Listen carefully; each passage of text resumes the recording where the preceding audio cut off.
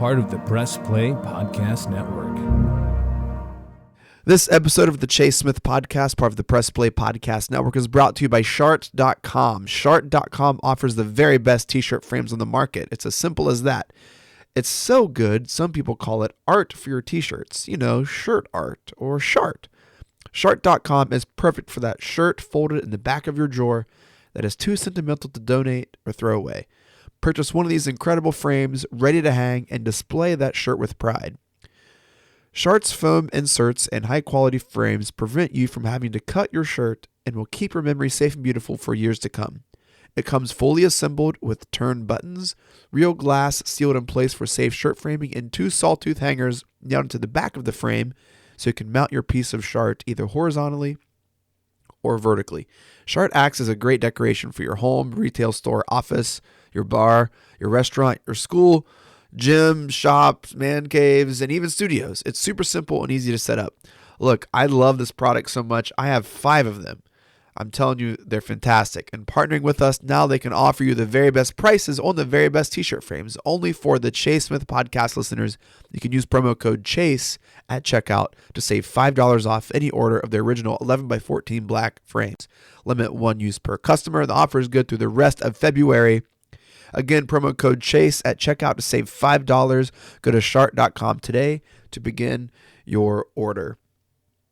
I wanted to get that ad read out of the way for this episode because we're going to be talking about the Russian invasion of Ukraine, and I just didn't feel comfortable breaking mid-show to read an ad about Shart. Look, I love Shart. I have t-shirt frames right here in my office, at the church, and they're the best. But it just felt very, it didn't feel like it would be a good spot to stop someone telling about the possibility of a future World War III to talk about Shart.com.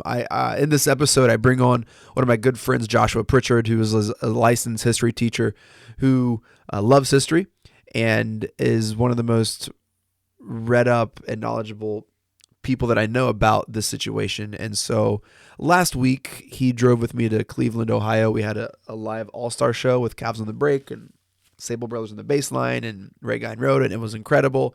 Shouts to Whitey's for hosting us. It was a sold-out crowd. It was a great time. You can check that out on the Cavs on the Break feed. It was fantastic. Joshua came up with me, rode with me, hung out with me, helped set up, helped record, helped do all that stuff. And we just got to talking, and I found myself asking him questions and him being able to answer them. And so when Putin finally decided to invade Ukraine a couple days ago, I wanted to get Joshua on to maybe help answer some of the questions you may have about what's going on. We don't get too deep into this conflict. This is about 50 minutes, 45 or so minutes long, but enough to give you context as to why this is happening, how this is happening, and what to expect moving forward and some implications this has. We talk about sanctions, explain that just a little bit. So this is just so you're able to understand what's going on in the news. It's helped me a little bit. Again, I still don't know everything. I don't pretend to know. We don't get into the politics of what this does or who or what administration. We just talk about what led to Russia invading Ukraine. It's a great history lesson, and I really hope you guys enjoy this episode. It was a ton of fun. Just to get outside of the sports world, my last 2 episodes, we've talked about deep space and faith and aliens, and now Russia and Ukraine. So, I think as the Chase Smith podcast continues to record and evolve and grow, you're going to see just a lot of things like this. And I hope you enjoy the pivot. I'm still going to be talking about sports, really probably hit sports a couple times in the NBA season. I'll just post the Cavs on the Break feed here. And we get to the NBA playoffs, especially if the Cavs are in there. This feed will have Cavs stuff. And then when football season comes around, I do want to touch on the Browns quite a bit. But hey, in between then, it's just whatever reroll. I do know next month in March, I'm doing a mini series on podcasting. So be on the lookout for that. But I really hope you at least find this episode informative.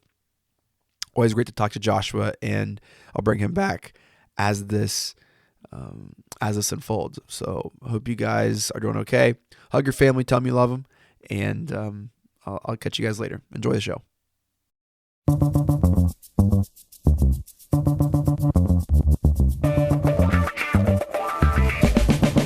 Thank you for downloading the Chase Smith Podcast, proudly part of the Press Play Podcast Network.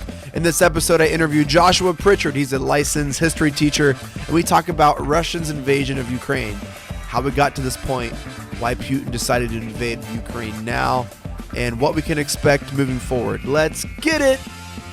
All right, here with me, one of my good friends. He's a licensed history teacher. He's also a Bengals fan, which we're going to talk about that here after the break. But he's going to help us sort out all of this Russia and Ukraine business. Joshua Pritchard. Joshua, thanks for coming on the podcast, man. Yeah, man. Happy to do it. Wish we were talking under happier circumstances, but happy to be here to help. Yeah, it only took a land war in Europe to make this happen. Yes, so, those things, and they happen all the time. Oh, that's not a funny joke. Yeah. Oh my gosh. If you were on Twitter today, there was just so much going on. Everyone had a take. Some had a joke. Some had what they thought was going to be a written word poem of peace. It was just a minefield of takes, Joshua. And amidst all that is just this heartbreak and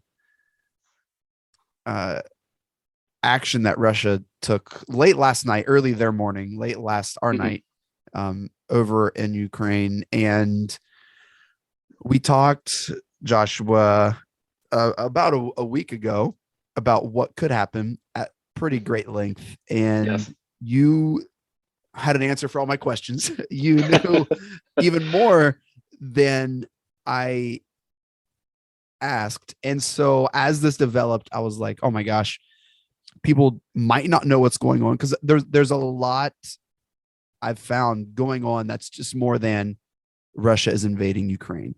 And so what I wanted to do is bring you on just to kind of help us understand the landscape of why Russia and Vladimir Putin invaded Ukraine, why now, what led up to that, and what this means. So Joshua, again, thanks for coming on. And it just kind of pretend like someone has no clue what's going on, because I certainly didn't and almost still don't.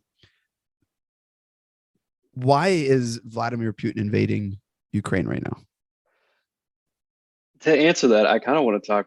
You referenced that like last week we were riding in a car together and got talking about this. And I kind of want to run back some of our conversation because of the way that it has changed in a week. Because last week and then the several weeks before this whole thing has been playing out since November-ish.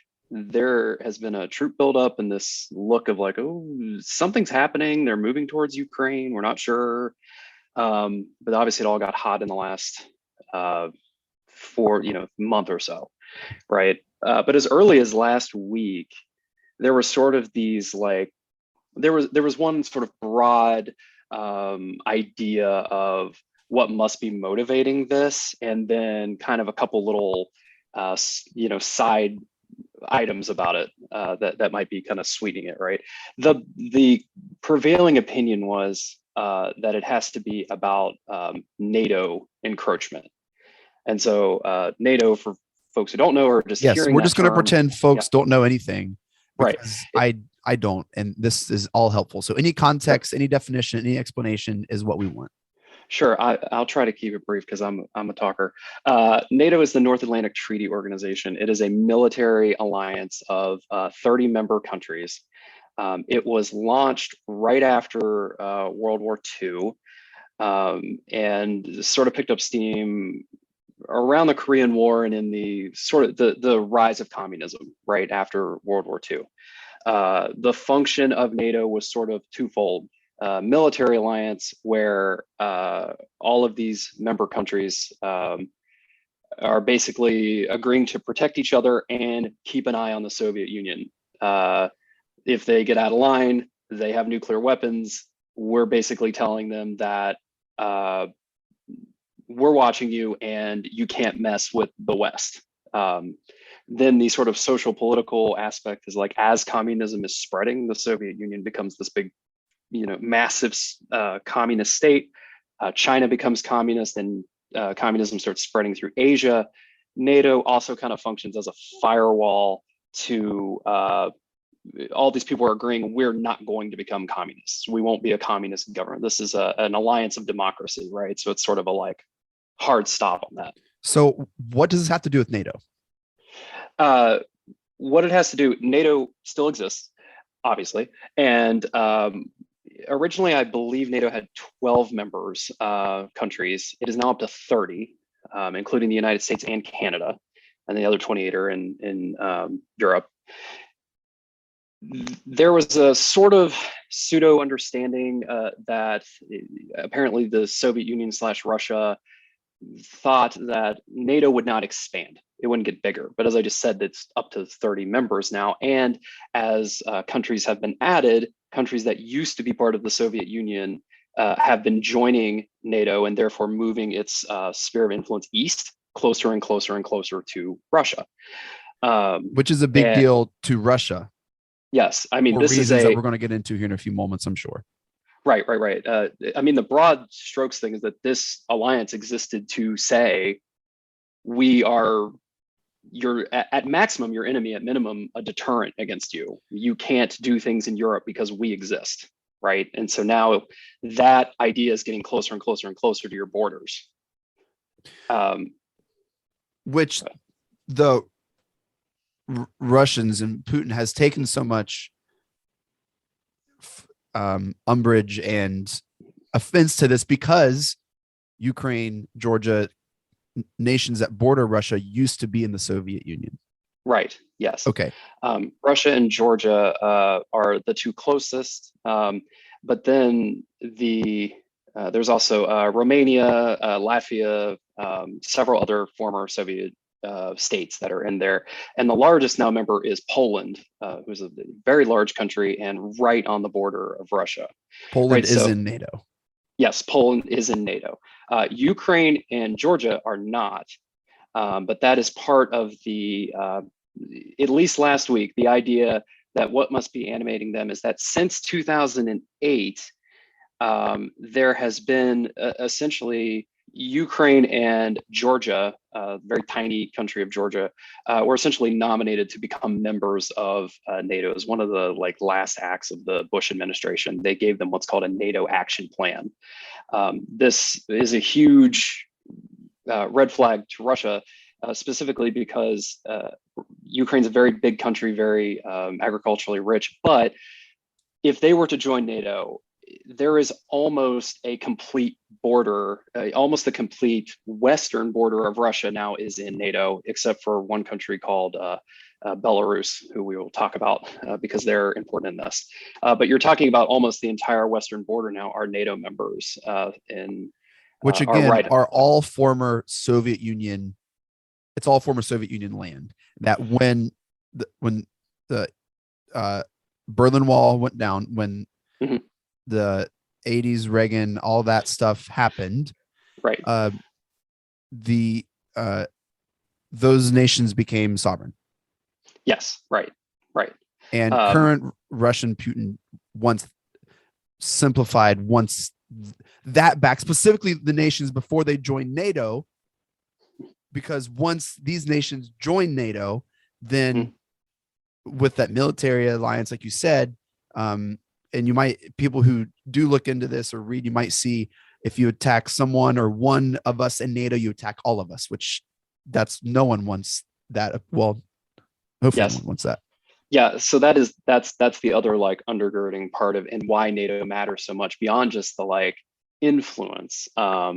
If these countries become part of NATO, or have, that basically means they're signing up to be part of the West, right? Part of that function was, we're not communist. We won't listen to Russia. We will listen to France and Germany and the United Kingdom and the United States, and we'll kind of take our cues that direction. But also, yes, the really important and really important for us in the situation we're in right now is NATO Article 5 of their charter, which says, as you said, an attack on one of us is an attack on all of us. And so now, were Ukraine to become part of NATO, that is now sitting right on the border with Russia, along with Poland, along with Romania, along with, all these countries that now say, if we mess around at all, we're bringing the full hammer of the West down upon us. So that was last week. We were in the car. That was the prevailing opinion. Russia feels that NATO is too close. Putin doesn't like this. There was also sort of a sub-thread of a couple of other things where one thing Russia likes to publicly say, and how much of this is propaganda and how much of it is true, you'd have to figure out, but that sort of like Russia protects all native Russian speakers. So, like the motherland protects its children, right? And that there is obviously a huge Russian population in Ukraine. So, that there is sort of a sphere of influence and protection that reaches out over those people that live in Ukraine. And so Russia feels connected to them. And then the third kind of thing too is this connected to NATO, sort of mixed into that. It's been very clear that Putin himself, who is an ex-KGB officer who was active in the Cold War and has seen all of it, right? Feels that the West, that the United States and the Western European powers basically took advantage of Russia when the Soviet Union fell apart and forced them to take a raw deal, to really make it a shorthand, right? Like took advantage of them at their weakest. And now that they're... Sorry, can you explain how they feel that, like, what is it, just like the land division? Yes, a lot of the land division and a lot of the a lot of that too, and helping to set up these democracies in these other places. And I'm sure there's other more minor aspects of that, trade and technology and all of that. So that's sort of the pivot point, though, that what has changed in the last week. What has changed since Monday is that the whole NATO thing is a piece of it, but it's actually that last part that Vladimir Putin himself has brought to the forefront. On Monday, he gave an hour-long, somewhat deranged speech where he gave this sort of pseudo alternate history lesson. And long story short, made it clear that what is motivating him now is that he feels that the fall of the Soviet Union is the worst thing that has happened in human history. And his specific point, Ukraine is not supposed to exist. It's not a real country. It was created basically by Western influence and the actions that they took after the Soviet Union fell apart. They're not legitimate. Their government's not legitimate. They're sort of a vehicle for the West and the United States to undermine Russia. And those people were originally Russians and should be again. And that is now the key driver. And he has said that. Which is wild. Ukraine, and again, all of my interjections and knowledge to this point, Joshua, has been from our conversations in the car and my subsequent listening and reading. Ukraine's had a pretty interesting civil history with some unrest and revolutions. And I mean, as recent as the 2013, around that area, 2016, where they became very a liberal democracy. Like they have a president, they have a functioning government that resembles, as you mentioned, Western government and democracy. And so those steps and their drive to accept to join NATO, knowing what that would mean, I'm sure this wasn't just an overnight decision that Putin made. It seems very calculated and very, very intentional. Yes, it's really intentional, and it's really intentional now in the. I had the same kind of question that you did over the weekend. Not just there's been a lot of that information that I was just talking about, this sort of what does Putin think and what is but my question kept coming back to why now though? Why now in the almost war game kind of question? You're supposed to, the first rule in the art of war is don't start a war you can't win, right? You're supposed to read the conditions and go, now's the time to strike. So why now? because it just felt so like, so sort of like empty and kind of like out of the blue. Now that he's made these statements in the past week, it actually fits into this much larger pattern of things that have happened over years. Over years that go back to 2014, the annexation of Crimea, which is part of Ukraine, but they've had soldiers and been occupying that land since then. If you go back to 2008, they did invasion, smaller scale. It's probably not the right word, but inquiry into Georgia that was really similar to this. And if you go all the way back to 1999, one of Putin's first acts was in Chechnya, where he basically went to stamp out "quote unquote" terrorism. And there were terrorist acts committed by Chechen groups, but you go back and forth on what was self-defense and what was, that's a murky thing, a different side thing we could go down. But the point is that it's been now, this just clicks into a pattern of behavior. It's the same playbook, which is something to talk about. Like, it's been the exact same buildup and steps to the actual military action. And it becomes pretty clear that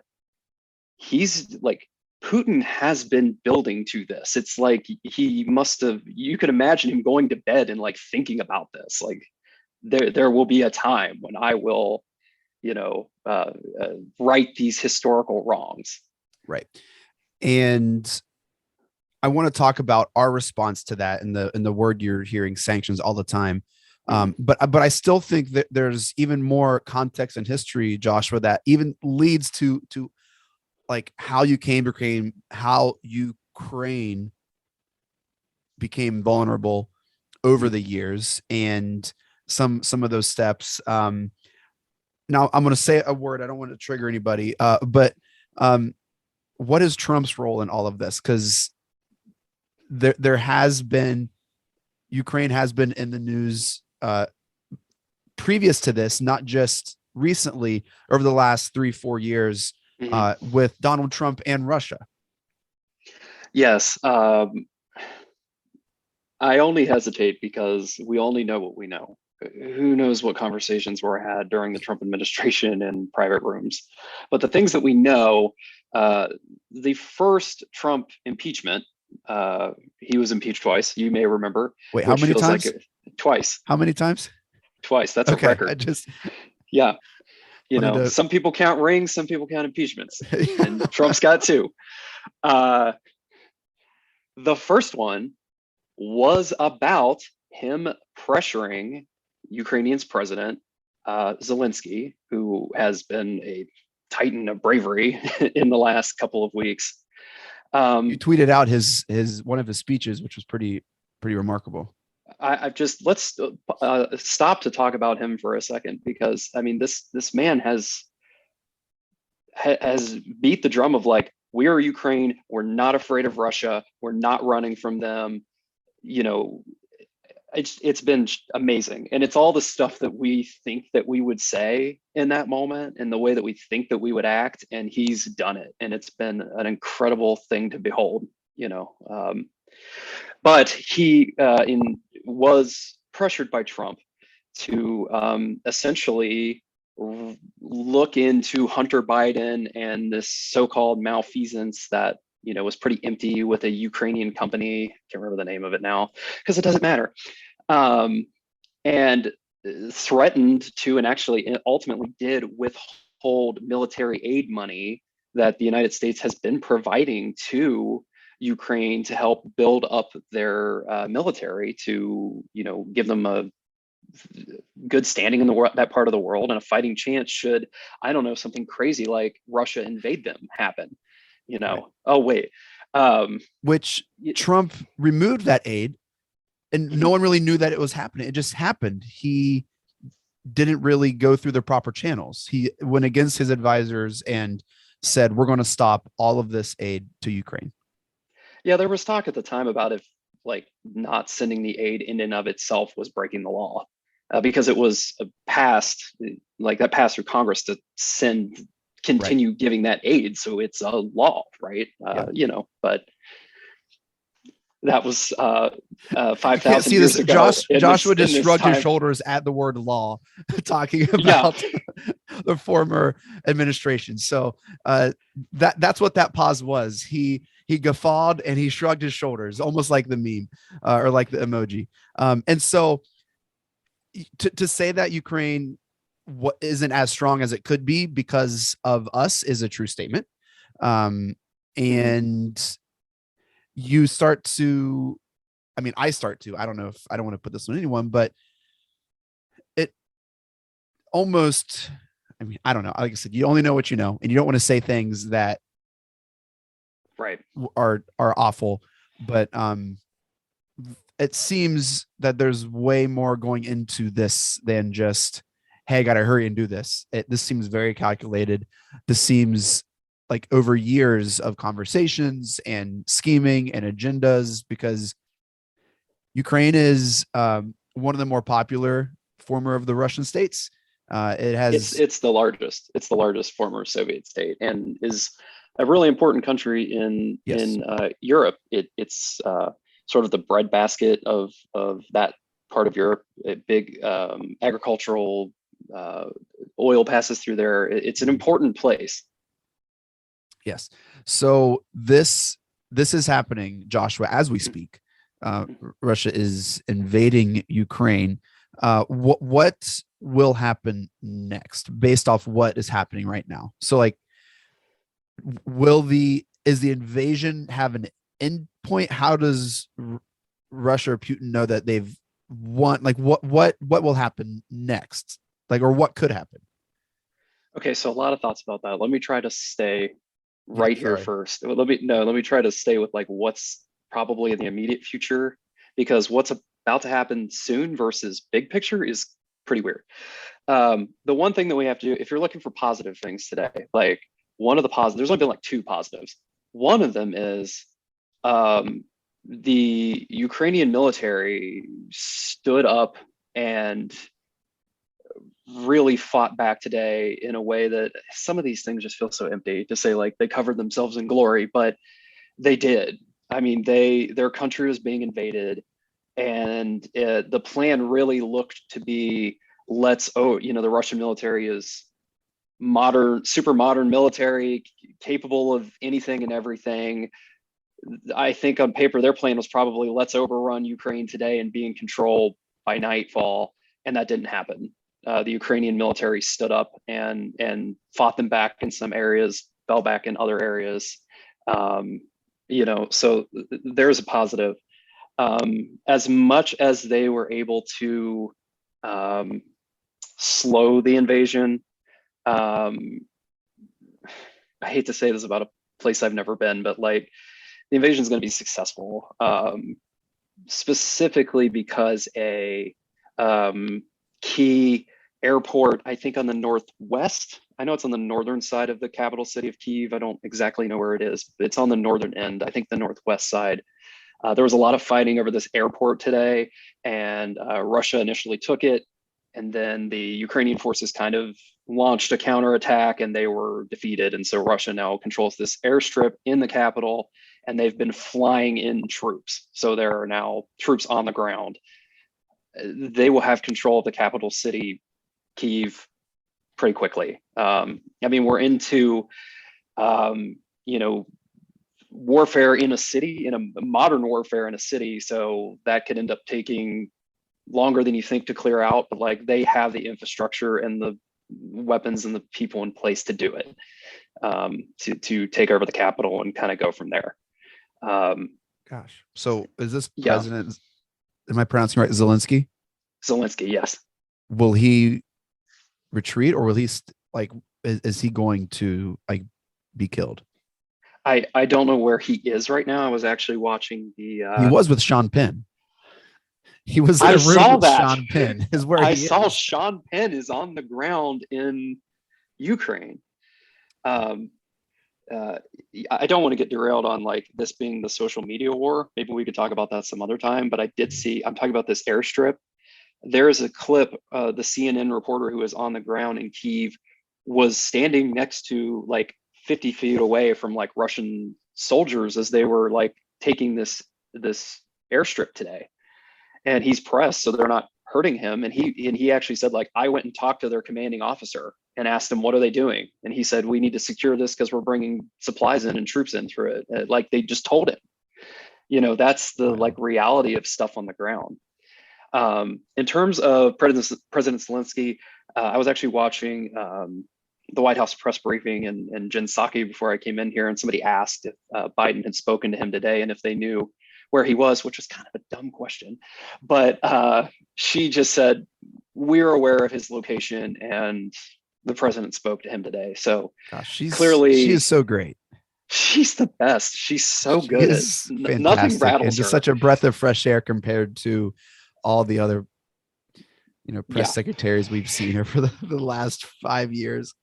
Yeah, but so I'm not sure where he is. I would imagine that he is in a safe-ish location.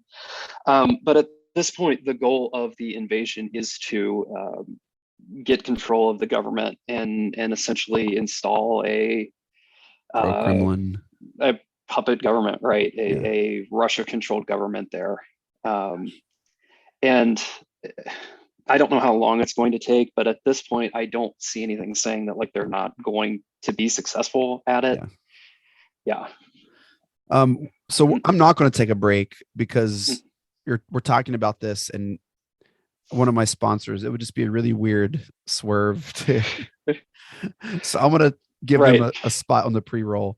Did you see the CNN clip going around today about Applebee's?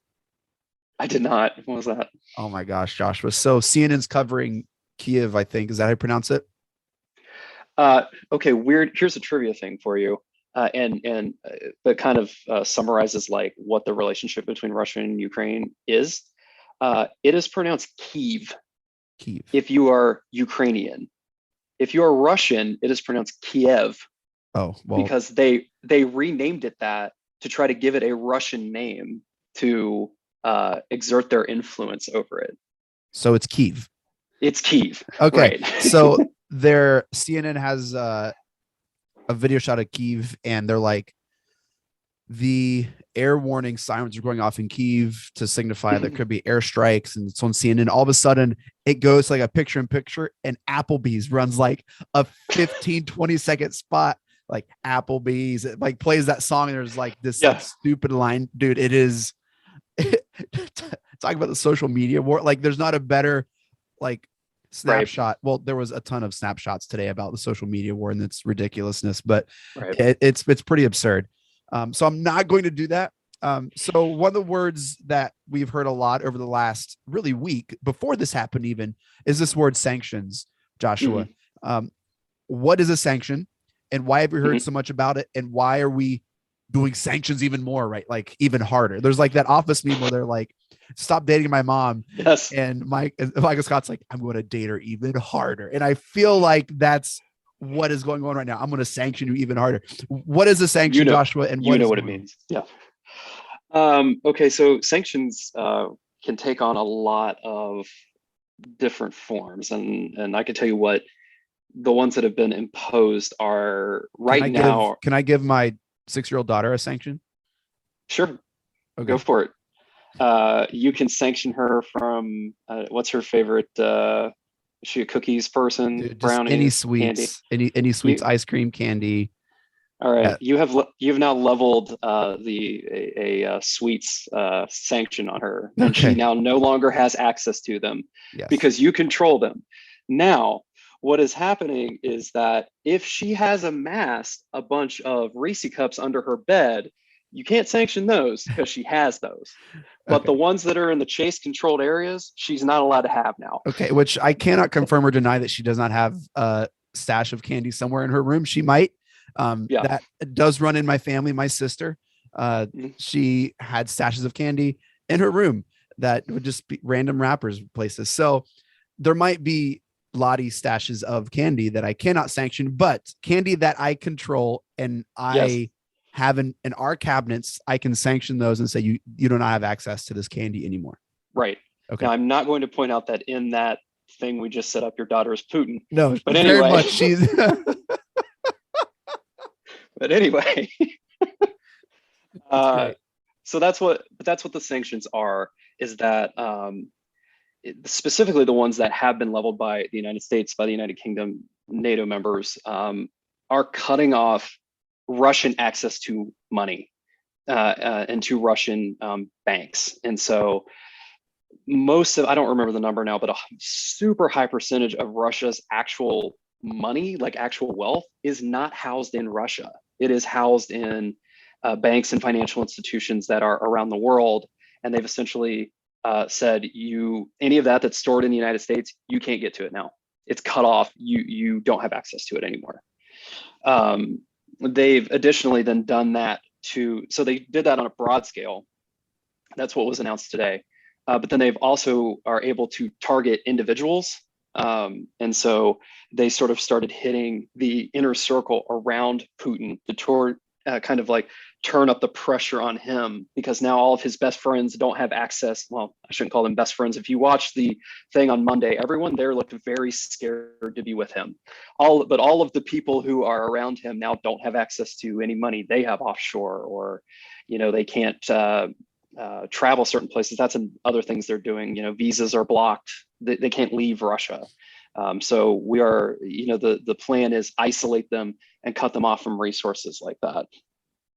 Gotcha. And the idea is that sanctions will cripple their economy, slow their growth and their progress, and that it will cause unrest among their civilians because of the harsher living conditions and the removal of access and goods and stuff.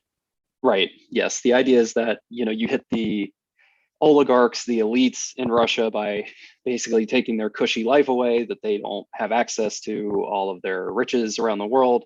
And then, yes, you start to squeeze, unfortunately, the common Russians who have no say in this, but the ruble, the Russian dollar, has, President Biden mentioned this a couple times today, has tanked. It did the largest decline in the history of money today, and is now generally worthless. Like, the word inflation that we hear in this country doesn't even compare now. And also, that'll impact access to goods, and will, the longer this stays on, will start to sort of cut the bottom out of the war machine too, because the one thing about wars is that they cost money. They're expensive. And now Putin does have candy stored under his bed, a rather large war chest, but he doesn't have reserves, and he doesn't have. So the hope is that all of these things hit in a way, domestic pressure, the pressure of the people in the cabinet, and such as it is, and the people around him, and that you start draining the money that is funding the war machine, and it chokes this off. He can't sustain this. And there has never in the history of the world been sanctions like the ones that they just put down on Russia today. That's what they're saying. I'm not an expert in the history of sanctions, but they are so broad. Yes, I mean, the economy of Russia will not last under these sanctions. They just won't. Okay, so we are witnessing history. We are once again witnessing and living through historical textbook chapters in the world. And I mean, I'm asking you, Joshua, because you well read, you have a better understanding than most of the general public. Will Putin stop at Ukraine, or is he really trying to bring back the Soviet Union? That's the question right now. The speech that he gave on Monday, and he gave another one Wednesday, I think it was. The time is running together on that a little bit. He's given two big speeches like this, and they really indicate that, like, he thinks it is his destiny to reassemble the Russian Empire. As crazy as that sounds. That being said, that's an ambition, but to be able to do it, that's why I said the idea of, like, what's going to happen in Ukraine versus, like, the next week, the next 2-3 days versus long term. is kind of hard to understand. There have been some people online describing this as, and it's a weird description, but it's kind of accurate if you think about it, that this is sort of Putin's Iraq War. If you remember, shock and all, eerily similar images last night. Yeah. The United States goes into Iraq and then we're stuck there for a decade. Putin's kind of entering a similar thing where they can get control of Kyiv, they can get control of the ports and things, but there are still millions of Ukrainians. They are well armed. I saw 100,000 assault rifles were passed out to common citizens today to fight. You're talking about an insurgency that rises up. I mean, they can take control of everything, but that's not going to stop Ukrainians from fighting. Yeah. That's not going to stop people from other former Soviet countries, Poland, Romania, Lithuania. What if they say, we don't want this happening to us, we're going to volunteer and go fight with them? And then the sanctions start to cripple them. So the question is, like, how long can he maintain this? That's the thing that kind of doesn't make sense right now. Is like, what is the end game for him here? Yeah. I mean, if you start to think about what could happen, you can get pretty depressed and anxious, go down a dark road really, really quick. China every now and then enters the chat. People, I don't know if they insert themselves or people bring them in about what this could happen. I even heard someone say that maybe like with the Olympics, Putin met with China and kind of had this whole, like, I never even thought about that. I don't know.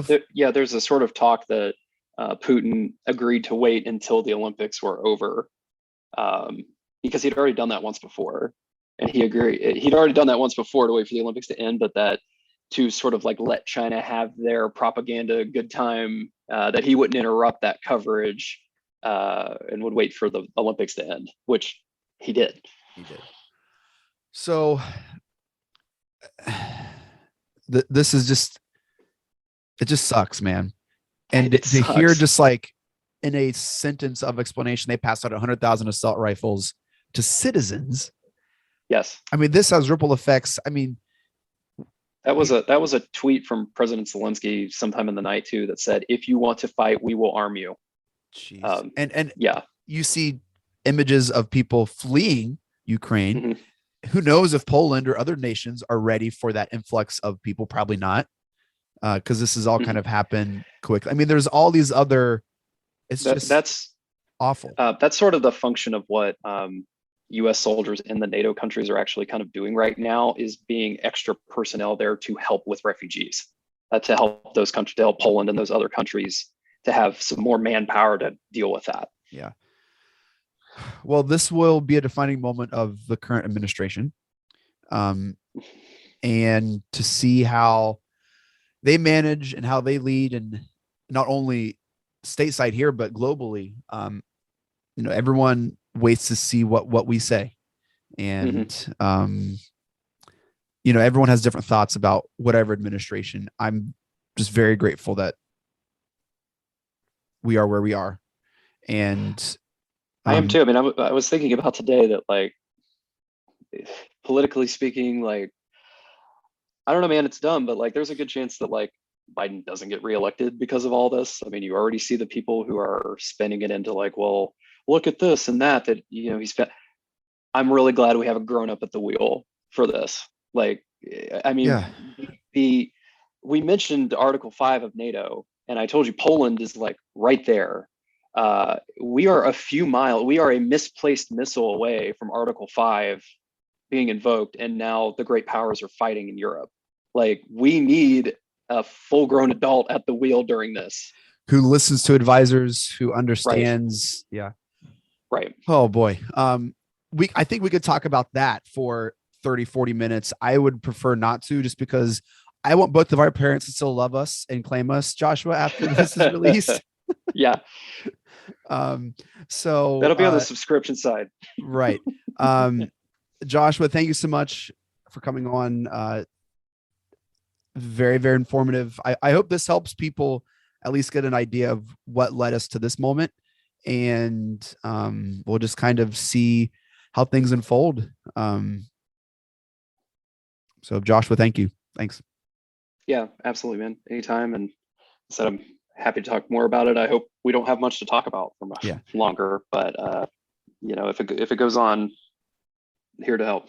Love it. Well, that does it for this episode of the Chase Smith Podcast. Thank you so much for downloading and listening. Shouts to our sponsor, which again I mentioned at the top of the episode. Promo code Chase at checkout to save $5. Shouts to the Press Play Podcast Network for making this possible. Follow us online at Press Play Pods. Visit our website at pressplaypodcast.com. Keep up with all of our shows and network news. And let me tell you, we got a big month coming up. We're announcing we're doing a huge announcement here in the next 5 days about a revamp of our website and what we're going to offer. We have all types of shows we're going to be launching over the next 5 weeks. So make sure you keep your ears and eyes peeled for that. Joshua, once again, thank you so much for coming on, man. We'll talk soon. Yep. Talk soon, man. Be well.